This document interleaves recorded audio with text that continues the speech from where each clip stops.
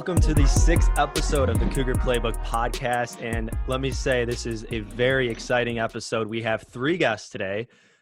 Coach Martin referenced it earlier. It's weird to say, but we have sophomores, Tara Hastings and Bailey Steinkamp, and then the leader of the pack, head coach Lauren Martin. Guys, thanks for joining me today. For having us. So, quick start out. Tara, Bailey, student athletes, what have you guys been doing in the off season trying to keep in shape? Bailey, I know you had a little bit of a hiccup because you just came out of lacrosse and that season got cut short, but what have you guys been doing so far? I mean, for us, we have like team Zoom meetings, which is nice with Coach Ken. So we'll do some body weight stuff with that, and that's kind of how we've been keeping in touch in quarantine. But also, like, I have the privilege, so our old grad assistant, Coach K, actually only lives like 30 minutes from me. So I've been going to her gym and working out with her, and then she also has like a basketball court outside of her house, which is really nice. So I've been shooting hoops with her, which is good. I've been able to keep up with some workouts over the summer. Nice. Tara, I mean, I know you started an Instagram page, Tara Fit. What was the inspiration behind that idea? Well, my cousins, honestly, they just started their own little page to kind of like keep busy, I guess, during quarantine. And I guess it's just kind of like, if I have the page, I'm going to work out. So it's kind of like an accountability type of thing. So that's a good way of putting it, because, you know, I can see it's very hard. Some people I know on our team, it's a hard struggle sometimes when you've been in a lull of like 3 months. Like, some guys love the gym, and I mean, you found a way to adapt to it. So that's pretty exciting. Yep. Looks like we lost Coach Martin. There she is. Sorry. Coach Martin, what's it like? What's it like being a coach during these times? I know feeding off of the energy of being around your team. What have you been doing to kind of stay connected with the team and getting ready for the upcoming season? Yeah, it's definitely been different. I think that the Zoom workouts, I've been kind of tuning in to them to see how, you know, who's showing up and what the girls are doing. And social media obviously is like one of the greatest things right now, because I feel like there's platforms there where you get to see the girls in different lights than you do on campus. And then just texting, and there's some handwrittens that are going to be delivered to their homes pretty soon that they're going to get from me. So just, you know, different things to stay in touch that are hopefully just ways to stay connected during a crazy time. So. And I can imagine one thing that might be difficult too is with the whole coronavirus thing, and, you know, states entering phases and out, that the recruiting might be a little bit difficult. And I know you have your set class pretty much for the next upcoming year, but I mean, usually AAU season is a huge way to go out and to see players. What has been some of the ways you've been able to adapt to that, or been able to go out and still reach your possible recruits? Yeah, it's been totally different, because I would say May and April are usually a time where I like to get girls on campus, and then they get to see and like hang out with our girls. Usually there's always a couple girls in the summer that are around, so when you have a campus visit, they can meet your players and idea what our culture is like, and, you know, our team. So that's all been a little bit different. There's been I've started to do a couple like social distance tours on campus, just individually with some people, and then set up some Skype or Zoom interviews with Mr. Panatti. But as far as getting out and recruiting, fortunately in the last couple of years, Baller TV has come out, and that has live streamed so many events across the country where I've been using that, especially with some of our kids. Like this class, we have quite a few from different places of the country. So you're able to tune in to several games during the tournaments. So that's something that there's already been a few tournaments where high schoolers have been playing, and I've been tuning in kind of from afar and checking out some girls that are on our radar. So that's been a little bit of adjustment, because I know I won't be as in person as much, and I like to get to, you know, introduce myself to parents and the girls, but you know, gotta make do with what you have and use the resources you do have and do the best with that. So hopefully we're doing the best we can with what we have right now. Well, I imagine you're not the only school out there in the entire nation that's struggling with this kind of recruiting issue. But for the two, I mean, again, it's weird to say sophomores. I mean, when you guys were even before freshman year, you guys were coming on campus. What was the drawing factor to Concordia that made you guys was like, this is the school for me. I want to play basketball here? Yeah, for me personally, like Coach Lauren kind of mentioned, it was really just the girls and Coach Lauren herself that just to Concordia, because she was just really like welcoming, asking me how I was doing, and the girls were so funny from the start, and they just really like made me feel a part of the team, which not a lot of the schools that I visited felt that way at first. A lot of the girls were kind of like more reserved, which is totally fine, but just like having that welcome and like open arms was really nice to have, especially, you know, when you're moving away from home for 4 years, you really look for that, and I'm doing my best. Tara, what about you? What was the big drawing factor? I think it was just like it was far enough away from home and it was close enough to home. So I don't know, I'm only like 50 minutes, and so I still wanted my parents to come to games and like my sister and brother, but like I think another thing is just like I liked how like small the campus was, I guess. I mean, I only visited one other school, but like I think I liked Concordia a lot better from the start. And so I didn't meet any of the girls, so I kind of just freeballed it, but I ended up really, really liking it. Way to be honest with it, though. I mean, that's everybody's got their own recruiting story. I know everybody's very different, but Yeah. I mean, you two probably had the best. We're the top two freshmen statistically on the team, and it was unbelievable to watch you guys throughout the season. Tara, you had the team high, averaging almost 14 points a game.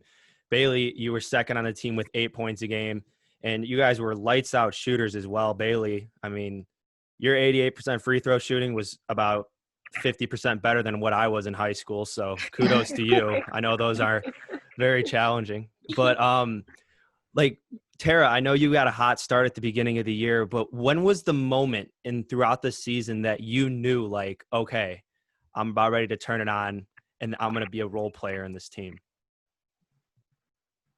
I mean, I think the first game, honestly, because like I think the first game was the first time I realized that defense wins games, because like in high school we always like focused on only our offense, not our defense.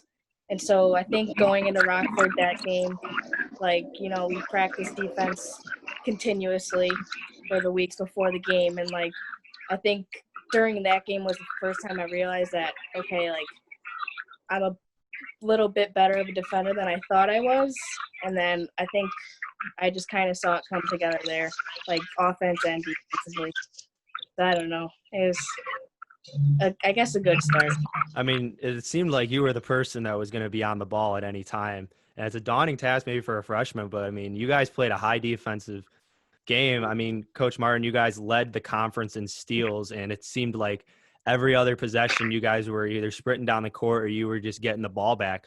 What's the coaching style that you have to instill in these players in order to play at such a high volume and capacity? Because I can imagine like it's a pretty tiring way to play.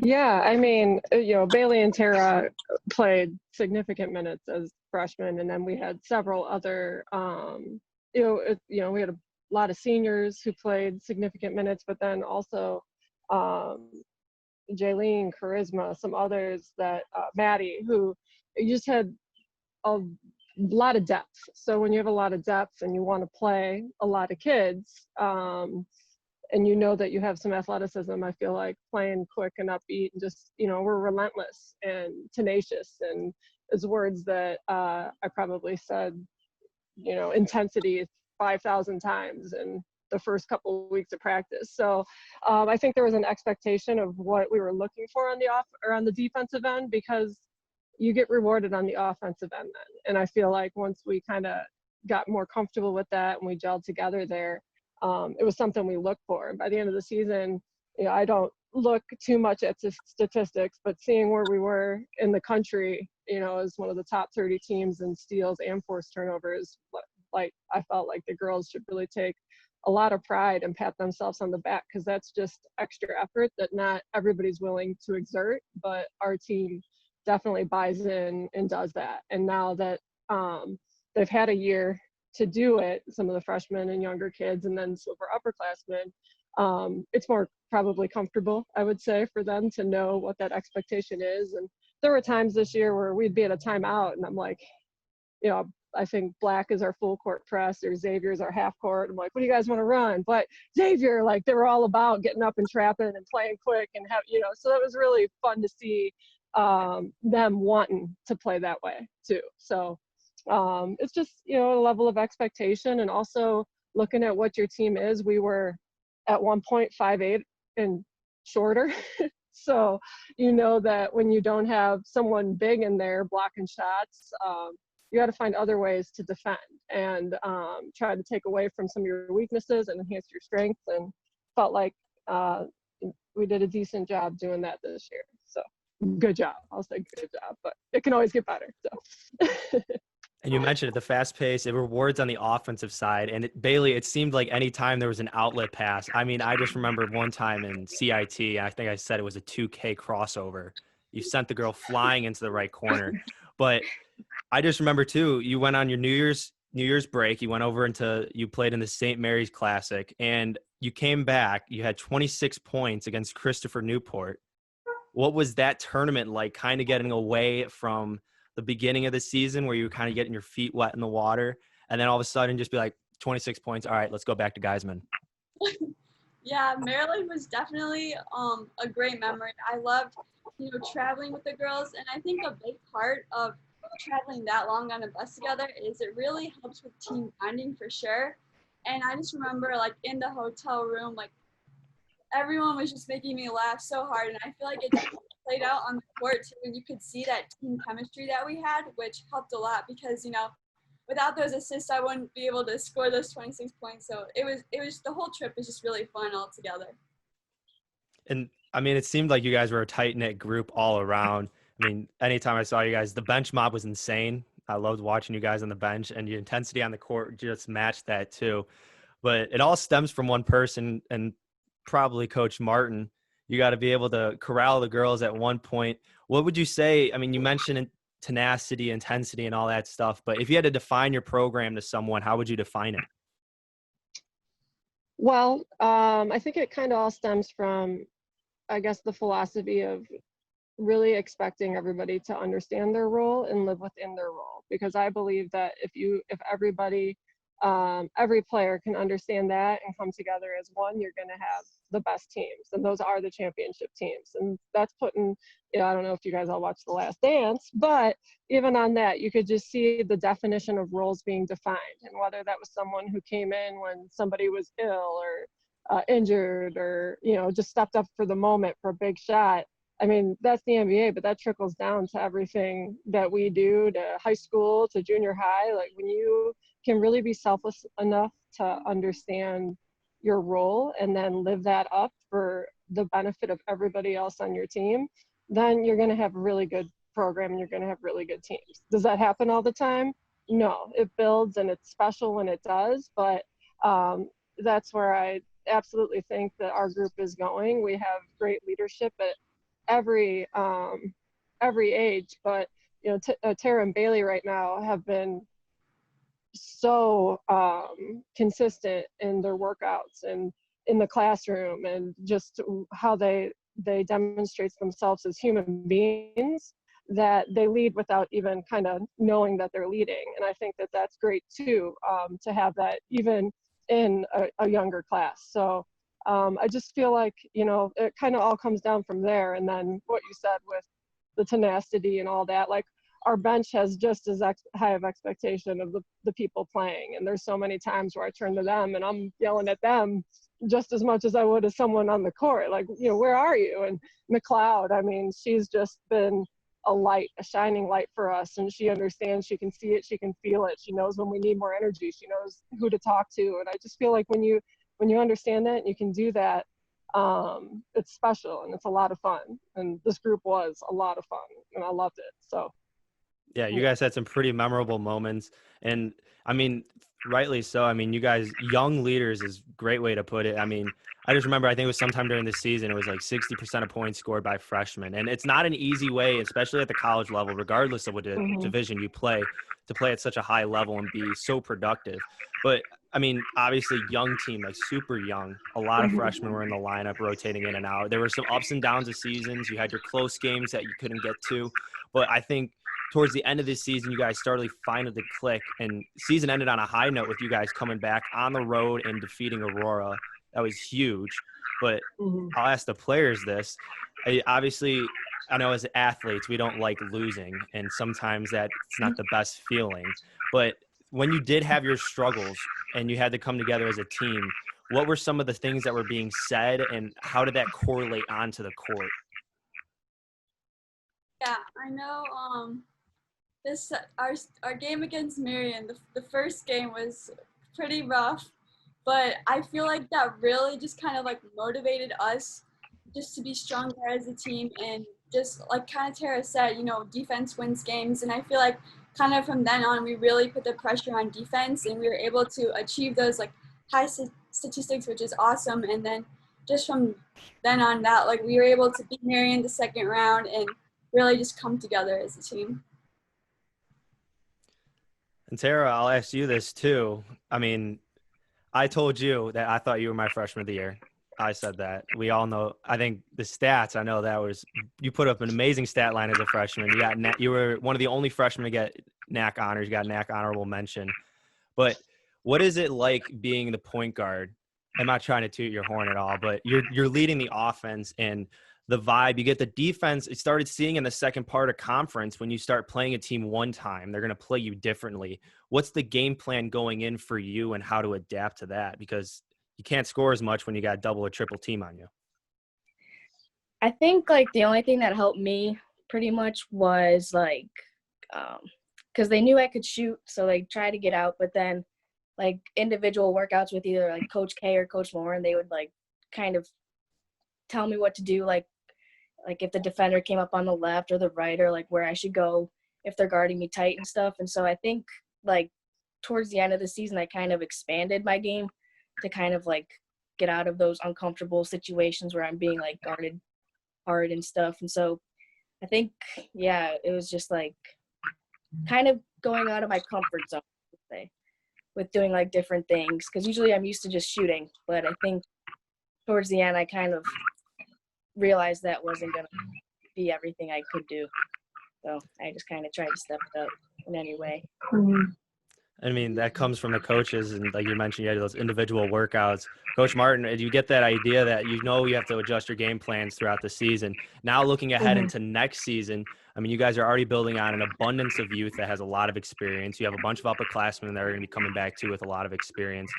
But looking into ahead at the schedule next year and what you're hoping for in the winter, what are going to be some of the changes that you might make to the team in regards to coaching style? But I can't imagine you guys aren't going to stray away from too much, because you guys had a lot of success already this year.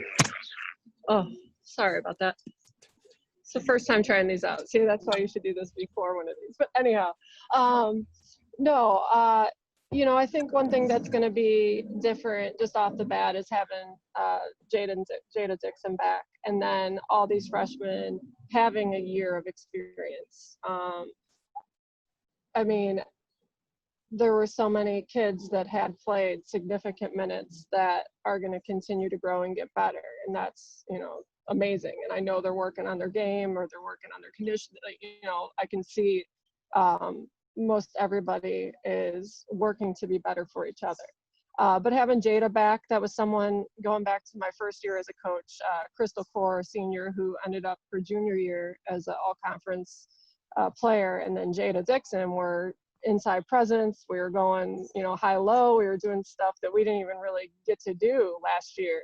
And them not playing a single minute together last year was something no one could expect. So I think having her back, and then in the incoming class, we have a pretty balanced class with guards and posts. So to have a more, you know, post presence defensively will be really nice. And then, you know, there's things where I've talked to a couple players just on, you know, hey, watch this person. You know, I know I reached out to Tara, like, have you ever watched Ray Allen? And so she watches Ray Allen. She gets in it, like, he's always moving, or different ideas where they can see different ways to get open in different situations. So, and then, yeah, we love individual skill work. That's something that I dislike at the Division III level. I'd love to be able to work with the girls all year long, but I understand the balance. But when you work with them and you can see their confidence building, and then when they go on the court and they apply it, you're like almost more happy than they can be. Oh, we worked on that, I'm like, yes, wait, it's the game. So I think just continuing to enhance the skills they already have. They know that they're not complete, and that's not like an insult by anything. They're just they're good already, but they understand like each year is a time to get better and grow. And I think that the whole evolution of what our program has is going to really show like that it's grown coming into this next year. Yeah, I totally feel that you guys have been able to grow. And I mean, I'm super excited anyway for next season. I can't wait to see you guys back on the court.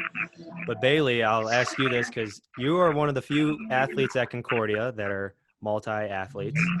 I know it's a big transition going from basketball to lacrosse. It's really, really short time in between. But what was that experience like? Just quick summary on that.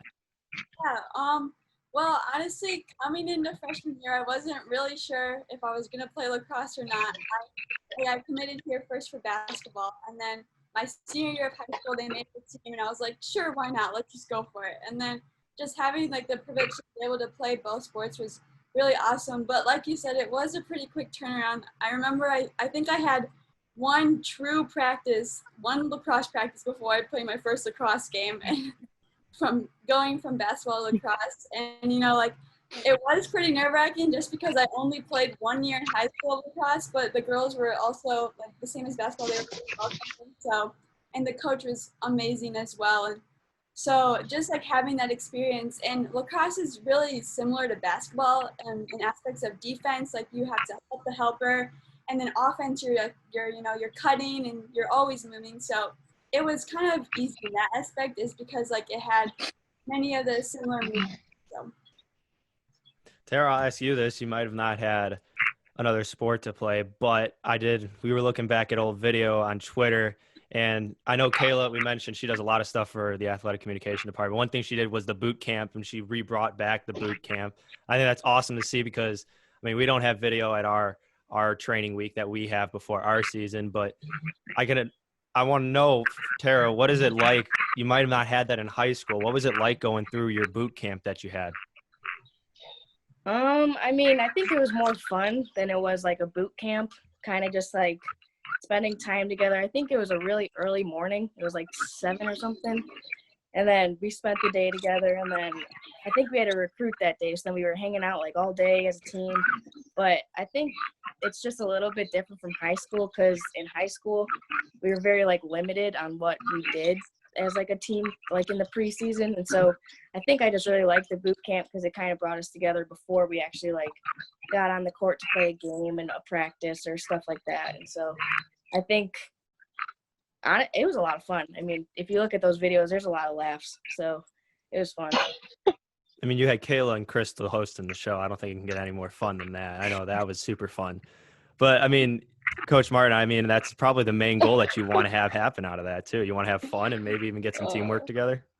Yeah, I mean, that was one of the, like, it stands out in one of my times, I guess, in my adult life where I was in tears, like hurting, crying, laughing at some of the things these girls were doing. So, I mean, eyelashes, if I bring up eyelashes, I feel like, like that was just, I don't know. It was a lot of fun.